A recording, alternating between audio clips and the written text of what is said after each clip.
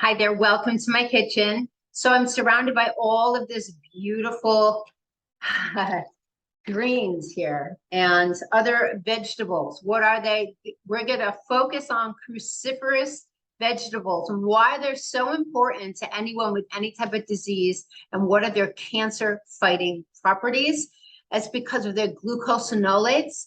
Those plant properties convert into an inflammation reducing quality in the body. And of course, as the author of the Simple Cooking for Vitality, it's all about helping to reduce inflammation in the body, creating a vessel that is all about health, not disease, and vitality, and creating healthy, beautiful cells, right? And clean blood. So in my cookbook, there are many recipes that are going to include some of these beautiful cruciferous veggies. We'll go through them. Today, we're going to be making a delicious coleslaw. There's a couple of them in here, and I'm going to help you to check out a different type of a recipe for a dressing and just ways to incorporate these raw nutrients into something so amazing, right? And it's okay to have some cooked, steamed fruit as well, but these raw forms are really great. So let's go through cauliflower. Of course, this is cauliflower right here. We're going to do a two-part series. We're going to be doing a cauliflower risotto with asparagus and some shiitake mushrooms. Fantastic. You're gonna love this. Your body's gonna love it. And you're also cutting down like a massive amount of carbs. Broccoli and broccoli rabe. One really easy way to get broccoli in the body is actually create broccoli rice and then saute that. And that's in one of my videos with roasted sweet potatoes, a delicious nutrient-dense plant-based meal topped with avocado. And we also have, so broccoli rabe is in there too. So you can steam them, saute them in garlic, and that creates them. But the broccoli rice, I never really made that before, and you're not going to find it at many restaurants, but it's a great base, and it's an easy way to get broccoli and not overcook it.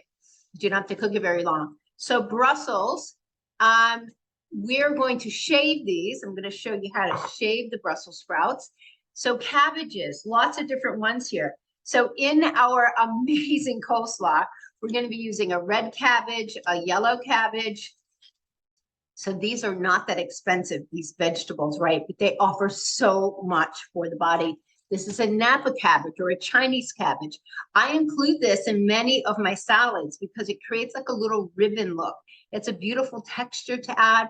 You'll find it in the kidney section of my book with the blackberry herb salad with spinach and arugula.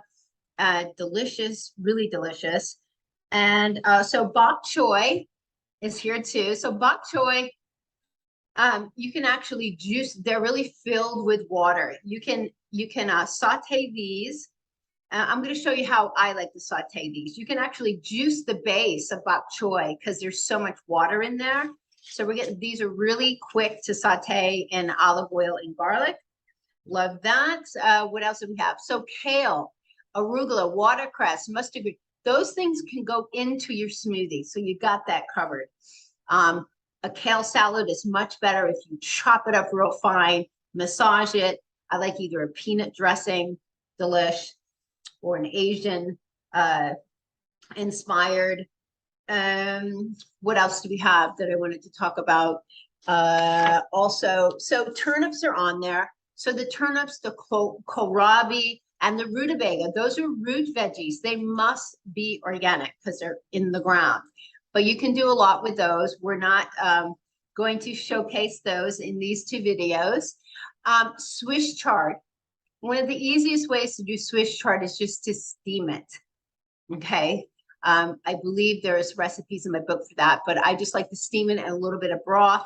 You can chop up some onions with some garlic, put that as a base. I do it in a wok, cover it, and then you can drizzle a little bit of high quality balsamic just to give it a little bit of interesting flavor, a tiny bit of sweetness. Don't oversteam it, but that's a great way to get your Swiss chard. So, you know, these are really bioavailable amounts of calcium for the body, much better than milk. Even though milk might have more, technically, the body receives and breaks down the calcium that you're going to find in such things as collard greens and Swiss chard. So collard greens, we are going to touch on this in the second video on collard green wraps. So there are wraps in my book, and those wraps are done with my dandelion green moringa pesto, some eggs. These make delicious wraps, and you can do a vegan taco meat made with sun-dried tomatoes and spices and walnuts and sunflower seeds. Absolutely delicious. I had a client, I used to make these for him all the time with some red rice. He loved them. So, and then radishes, fantastic. We're not going to include those in this one, but Daikon radish makes one of your best crudité additions to celery and carrots. It's a milder form. Daikon radish is great. It, you know, it does have a plant compound that communicates directly to the liver, and that's why the carrot radish salad is in section 8, the liver section of my book. Also, spinach is in here. So spinach can be covered, obviously, in your smoothies. That's one of the most common things to put into smoothies. But in my green smoothie that's in the liver section, I combine dandelion, watercress, kale, and the spinach just to get those bitter greens in there that most people are not accustomed to. So let me clean up, and we're going to start to make the beautiful coleslaw. So there's a few different salads in here. In the kidney section, you're going to find a red cabbage carrot salad with mango. Terrific. We're going to be adding pineapple. You can even add both. We're going to actually be adding some raisins too. And then in the gallbladder section, you're going to see a sweet apple coleslaw. So with it's with a hot and sweet type of a dressing. And so there are options. So I'm going to do a variation today. You can get creative. We're going to be adding cilantro, perfect pairing with the pineapple. Also, it's naturally detoxifying.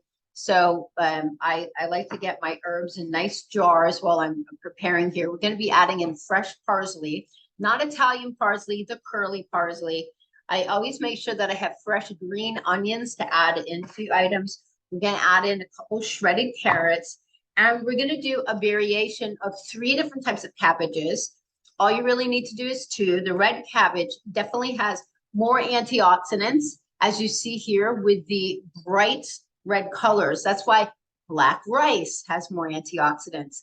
That blue is a combination of anthocyanin, just like a red onion. This is why I like to top with raw red onion and use red onion. I don't cook with it as much. I use it raw because of the antioxidant value. We're going to use some traditional white cabbage, and I'm going to cut up a little bit of the Napa cabbage so that you can see it. It's more gentle, it's curly, and it's a great addition to your green salads. So now the question is, what is the best way to do the cabbage? I'm going to show you 2 different ways so you can see how it comes out. If you have a food processor, it's going to come with a shred blade, like this, a slicing blade. I don't really love the way it comes out. It is easy to digest, it's broken down, but I am going to show you a knife option of slicing, you know, and then chopping. And this way you have a little more control. We are going to shred the carrots. I'm going to shred that. There's 2 different shred features, a fine and a regular. Okay, so let's just get on with, I'm going to show you 2 versions here. I just need my regular, here it is. So my fine blade knife, you're going to want to use that. You can use this, or you can use, you know, another fine blade knife like this, or you can actually, you probably can even get some control with a bread knife, but because you don't sharpen these serrated knives, then it's just better to use a regular one here. So let's just get this cut in half. And so what I do is I just cut out some of the core, because this is where you're going to get the bigger pieces. Just set this stuff aside. You can even keep some of this to juice with. If you have a slow oscillating juicer, you can put cabbage in there very easily. So let's see how this comes out with the blade, and I'm going to show you the opposite. So you're going to need to get it into the hopper. So it's going to need to be smaller. So you're going to start with pieces that are like this. And I like to just stick them down in there like this. And you got the top ready.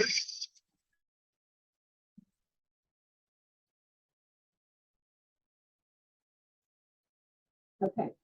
So now let's see what type of size we've got that we're talking about here. So this is pretty nice. It's going to be probably easier for you to digest. You see this? And obviously it's easy on the hands because you're not chopping. So I'm going to go ahead and do all of the red cabbage like this. And then I'll be right back and we'll start with the white. Okay, so now we have a lot of very fine red cabbage. So this is probably going to be your best bet. It is imperative actually to have a food processor. I prefer this one. It's very simple. It's a wide base. It's not the container is not too tall and deep, and it is very competitively priced. You can do a 7-cup if you're one. You can do 11-cup. 14-cup is larger. And I know this is an older model, so you're gonna have some repurposed ones available for purchase, but I love them. I've gone through 3 of them already, so this is my one of choice. So the Napa cabbage, I just took off the outer leaves. Okay, so we have this, and of course the base is where all of the a lot of the moisture is. So I just cut it in half. Now that I have, you see, you have all of this exposed. Isn't that beautiful? Then on an angle, I'm going to save half of it for something else. So the way you cut cabbage is just very, very slim on an angle. And I'll show you the little pieces that you'll get. You'll get more control out of this. You're going to add more love and energy into everything. So a nice, sharp, slim blade is perfect. Now you'll see, let's keep that all together. You see how this looks like shredded paper? It adds such a unique texture to a regular green salad, and it's the perfect way to get extra cruciferous into a green salad. Okay, so it's gonna put some in there.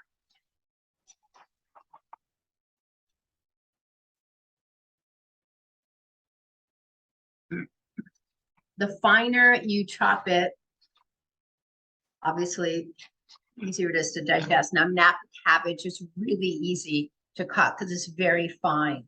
It's not as dense as the regular white cabbage. I'm just pouring these into a large bowl. Okay, so let me set this to the side.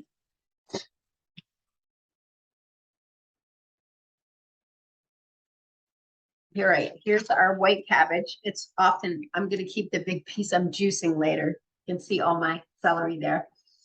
Doing a couple days of half-day of celery juice, which is amazing for your digestive tract. So I just try to take out the big piece of the core, and then I cut it in half. And now this is my working piece. You lay it on the flat side so you can control it. And then all you do is slice it slim with your knife. You can also use a mandolin. I have one. If I'm just doing a small amount, I actually like to do it by hand. It just gets me really connected to what I'm doing. And then, so you just keep finding an edge. Now these pieces are pretty fine. You can even give them a chop through. And that's your shredded cabbage. So that's not bad. But because I put the other one into the food processor, I'm probably going to do the rest just like that. But I wanted to show you how you can do it on your own, especially if you don't have a food processor. So lay the cabbage on the flat, cut it very fine, and then chop it up some more. But you do want to have a texture of kind of like longer pieces. But if you buy it pre-chopped and you don't know how long it's been chopped, it's just not as fresh, especially carrots. Those pre-shredded carrots are awful. So you can use a Bok shredder to do your carrots. It's a lot of work. But, and then this blade that goes on, you're going to have a smaller one or a larger one. So I'm going to do the smaller one to make it very fine. It just helps with digestion. And then also the flavor is much better when things are smaller and shredded up. So this is very easy. We're just going to shred these carrots.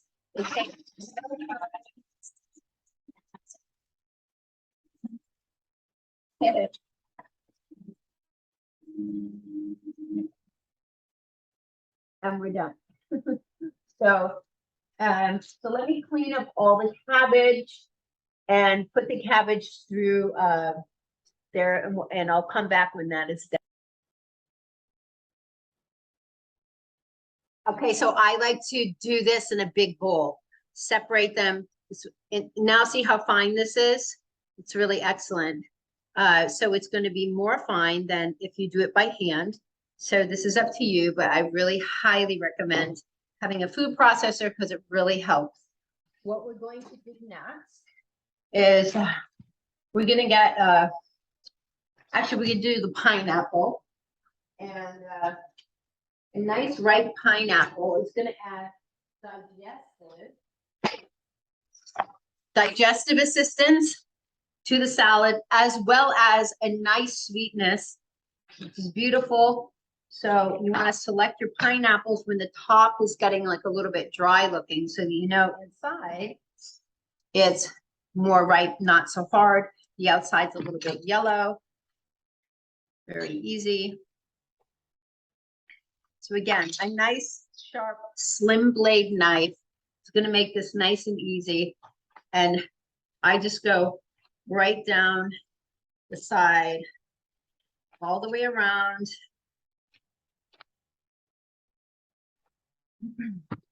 Getting off all the little brown pieces. So you don't have to pay for one that's already cut. You go this route. All right, now we're just going to slice right around the core. You can actually keep the core and kind of chew around it, or put it into juicing, which I'm going to do because I'm going to juice later. So I'm just going to add a few things in there for my scraps.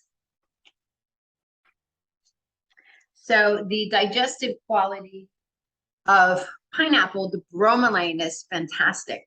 It's also helps to increase the natural aphrodisiac in the body with an amino acid, L-tryptamine. So here we go. Get them on the floor. Save this. Tryptophan, sorry, it's a precursor for.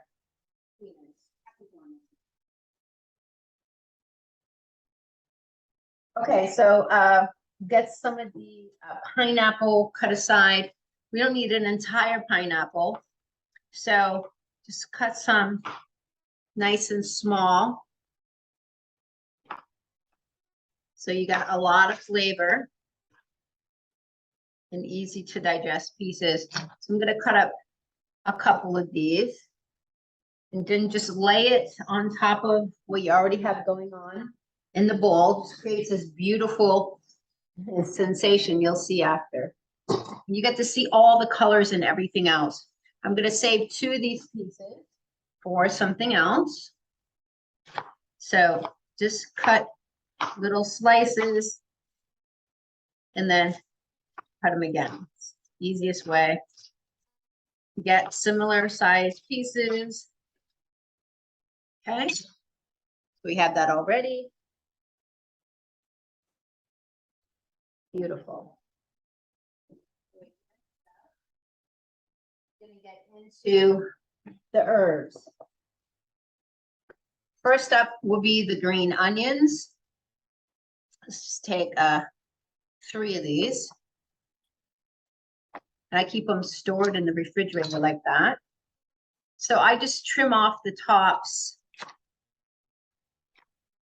from when they're purchased, tidy everything up, and then just as small as you want, little pieces.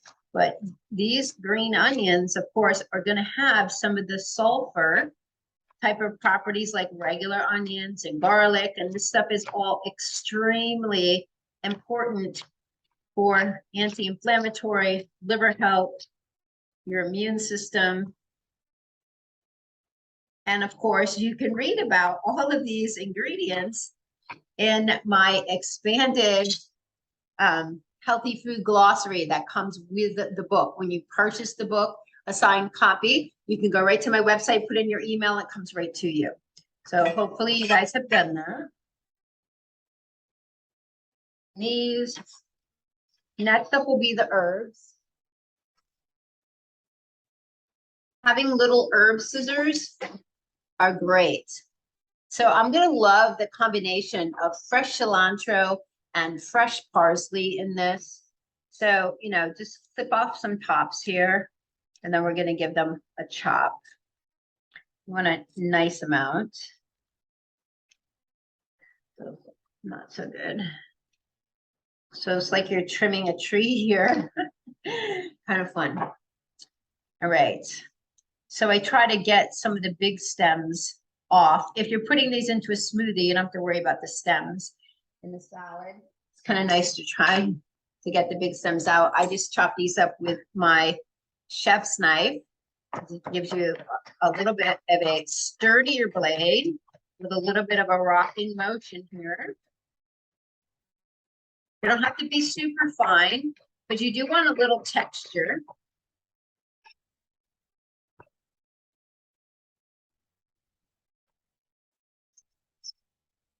Parsley is naturally antidiuretic. Just all of these herbs loaded with the nutrients that give your cells exactly what they need to do their job. So wait till you see the bowl with everything in it. It's just fantastic. Again, so now cilantro. So just buy the herbs, rinse them off, and put them in these jars. Store them in the refrigerator like this. They stay nice and fresh, not gooey. They're super happy to have their roots in water. Okay. So we got a nice amount of cilantro here. Again, let's get some of these stems off.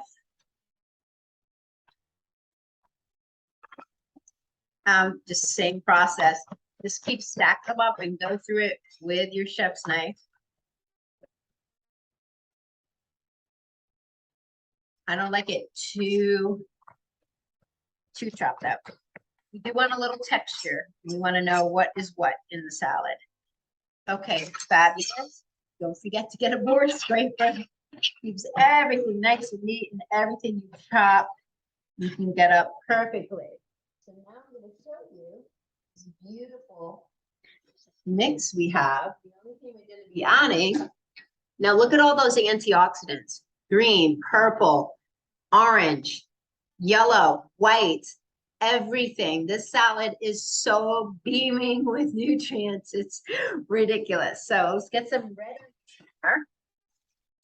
Of course, I always have some handy. I think I added it to something I was eating last night. Fresh. Actually, I was eating some boiled yucca. You have to boil it a long time.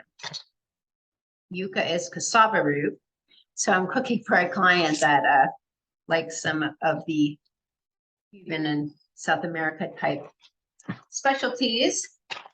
And so yucca is actually a resistant starch.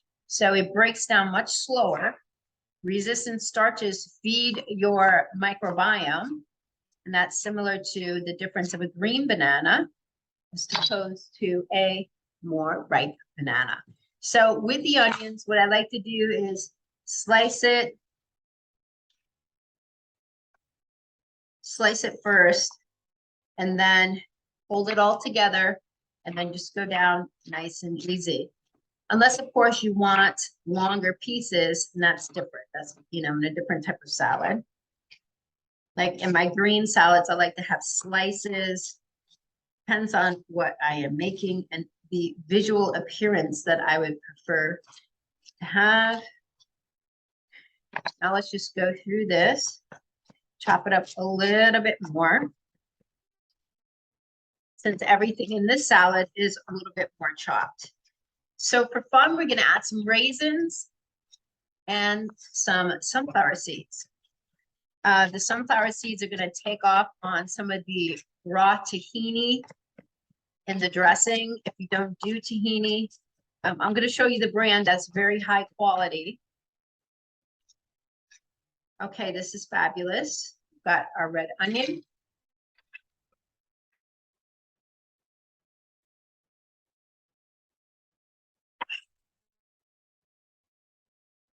All right, let's check this out. And then I'm going to clean up for a bit. Check that out. Isn't that amazing? All right, we'll be right back here. Now for the beautiful dressing. I typically love to put a lemon juice in my dressings. We're leaving that out for people that don't do lemon right now, or periodically they're not doing it because their body's having difficulty with it. So apple cider vinegar, make sure you get Bragg's apple cider vinegar with the mother. There is no substitute really, in my opinion, for quality. So the Bragg's, I like to make them very bright. Bright means there's just as much acid almost as oil. So we're going to be using, you can use an avocado oil. I'm going to be using the California olive branch. You want to first cold press extra virgin. Cold press is, I can eyeball this. Actually, this one's almost gone. So let's get a new one.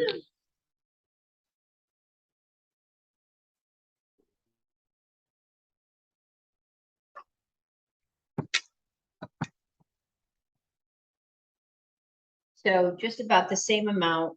Once you put that in, you can tell.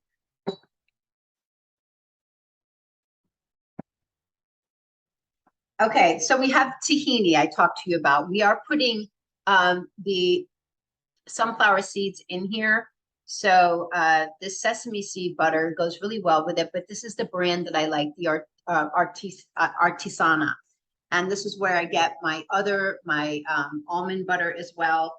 So get a couple tablespoons in there. If you're not using it often, you can store it in the refrigerator to keep it really fresh, but I use mine quite a bit. So I have that with the same with cashew butter and I want to lick my finger with cashew butter and the almond butter. All right, so an organic Dijon mustard, we're adding that in there too. Probably your choice between a teaspoon and a tablespoon, or at least a couple teaspoons, depending on how much you like. Garlic, at least a clove, depending on what you like. I'm putting in, let's see, I'm going to add in 3-4 little ones.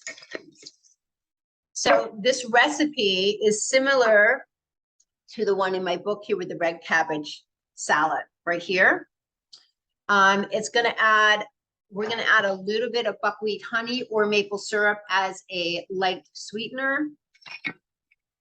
So we have everything in there. I'm going to show you, you've seen my buckwheat honey before. So it is an approved sweetener, as well as a dark, I prefer the dark maple syrup, organic maple syrup. So the body knows the difference between refined sugar and not refined. honey you never want to heat, so it's really great to add in. We'll add it into this one. It's going to darken up the dressing a little bit. So honestly, a little bit of maple syrup, unless you want your dressing to be dark, it's probably better. So like I said, myself, I would add some lemon to mine. So you can, depending. And then I use this bullet blender. It's the medium-sized one. It's not for smoothies. It's perfect for your dressings. So let everything shoot down. And we're just going to blend this up, and we'll be right back. Okay, so then you check it after. The tahini is going to make it a little bit thicker. So then you're going to stop it. I'm adding lemon into mine because I prefer lemon flavor in my coleslaw dressing. What you're going to do is you're going to add some more olive oil, or you can make it also with avocado oil. It's equally as good. It's a very light oil. And so let me get that in here. If you're adding in more acid, you can tame it with a little bit more of the maple syrup. Here is another, you can use, instead of the apple cider vinegar is really strong, you can use an organic rice vinegar or an organic champagne vinegar. Either of these two will work in here. Okay, and you'll just figure out your acid to oil blend. A brighter dressing has got almost the same amount of acid as oil. It used to be it was half to the oil, but even a lot of chefs are using more brightness today. All right, so we're just going to give this another spin. Let me get a little bit more oil in here. And then if you have a little bit too much dressing, you can just save it, for something else. But this little blender here works fantastic. So you don't have to worry about using a whip, and you get a really good blend.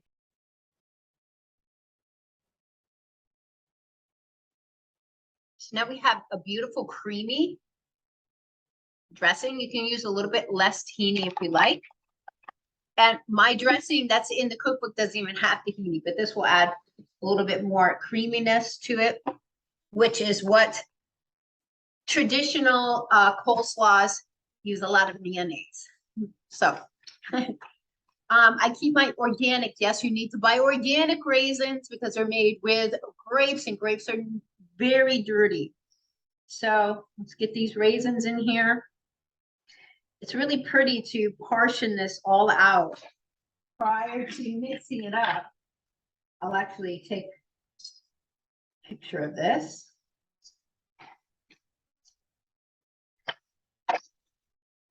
So it's good to have all of these add-ins, salads, adding in some nuts and seeds and a little bit of sweetness is just brilliant. Look how fabulous this is, right? Okay, so let me just stop for a second so I can take a photo, then we're going to dress this up and have it ready. Okay, I almost hate to mix this up. It's so gorgeous. So I'm not going to add, I'm probably not going to add all of the dressing. So what I do, add it to the sides. I go across the center and around the side, and then mix it up first and see where you are. I'm going to use the tongs that allow me to get everything mixed in. Nice. Look at this mixing up. How fantastic. And then as this sits, obviously, all of the flavors and the dressing will start to massage.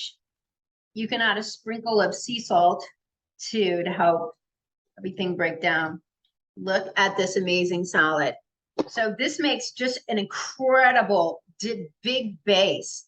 Have a plant-based burger, or if you're okay with some meat, have a burger, and then have a massive amount of this, because you definitely want your greens and antioxidants fill up 3/4 of your meal. You can do a plant-based burger on top.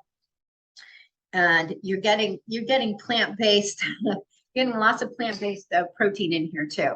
So we're gonna get in a little bit more dressing, and then I'm just gonna let it sit without adding. So an amazing way to get easy to digest cruciferous veggies with lots of pops of flavor and massive amounts of nutrients. Thanks for joining in today.